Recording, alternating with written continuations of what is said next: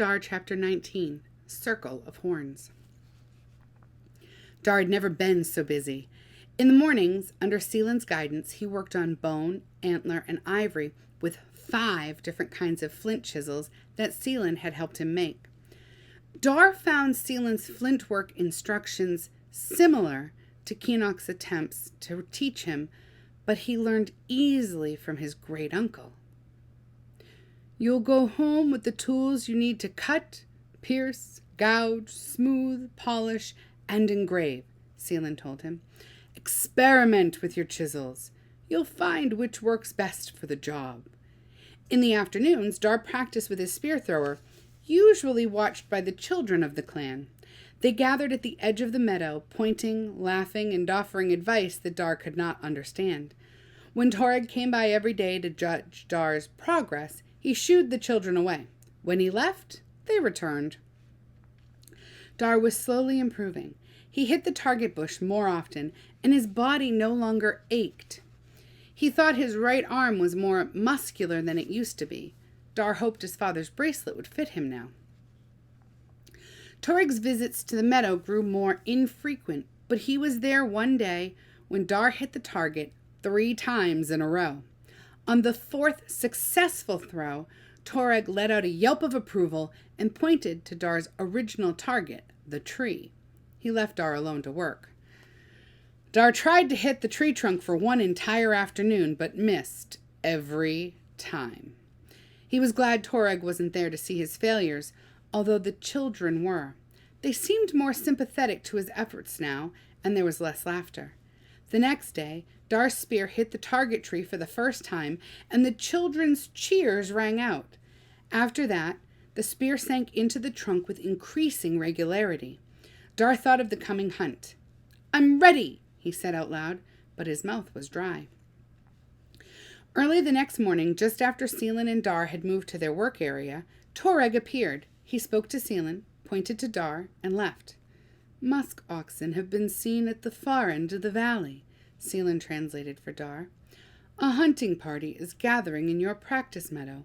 They'll be moving out as soon as you join them." Dar ran back inside the cave to get his knife, spear, and spear thrower, and returned to Seelan.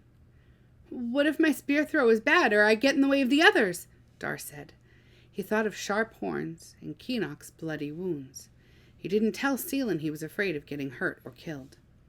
"Dar, you're bound to learn something no matter what happens. Torag's a fine hunter. Watch what he does, and try to figure out why he does it. And look at the musk oxen closely. You might want to carve one someday." Dar's spirits lifted. He waved goodbye and hurried to the meadow. Torag and 5 other hunters were waiting for him. They ranged in age from a young man with a fresh man mark on his cheek to a gray-haired hunter much older than Torag. All were carrying at least 2 spears, and their spear throwers were tucked into their belts. Dar quickly secured his in the same way. He was puzzled by the folded deer hides Torag and 2 other men carried over their shoulders.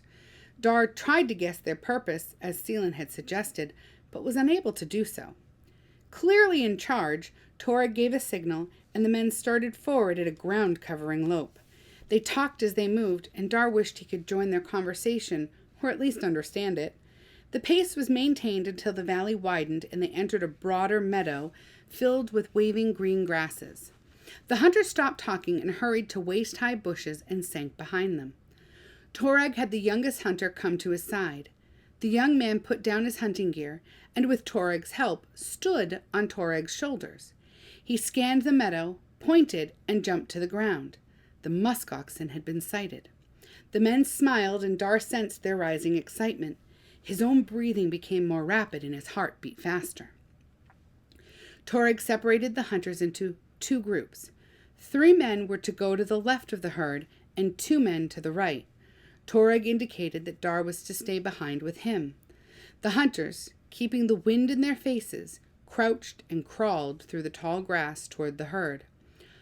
Dar strained to see the animals through the bushes. 1 large bull, 5 adult females, 3 calves, and 4 half-grown adults were grazing in the meadow. The thick-set bodies of the musk oxen were covered with coarse hair that hung to the ground. Dar studied them carefully. Their dangerous horns grew out of a heavy, bony headband that covered their foreheads. The adult animals looked well able to defend themselves and their young against attack. One toss of a massive head could rip a wolf or a man wide open. The bull caught the scent of the hunters, snorted, and shook his head in warning.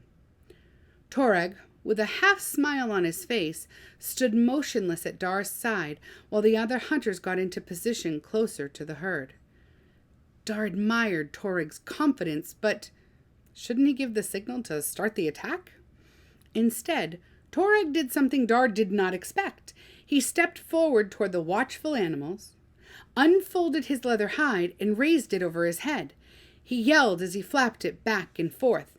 Then hides were raised in the two other groups, and now all the men started to yell, but still no spear thrower was lifted, no spear attached. After a moment of milling confusion, the mature musk oxen formed a tight circle around the young adults and calves. With lowered heads facing outward, they pawed the ground and bellowed at the hunters. Dar heard the younger animals bleating within the circle of angry adults. And now Toreg dropped his hide, raised his spear for the others to see, then attached it to his spear thrower. Trembling with excitement, Dar got his own spear thrower and spear into place. He and Toreg joined the other hunters as they closed in and formed a wide circle of men around the tight circle of horns. They moved in just close enough for their spears to strike the musk oxen. The work of killing began, and the shouts of the hunters mingled with the bellowing of the animals. Dar took aim and threw with all his strength. His spear arced and flew into the huddle of musk oxen and disappeared in the clouds of dust stirred up by the jittery herd.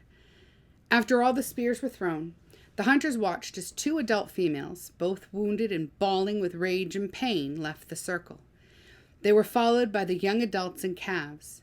The animals headed back toward their winter home above the valley floor.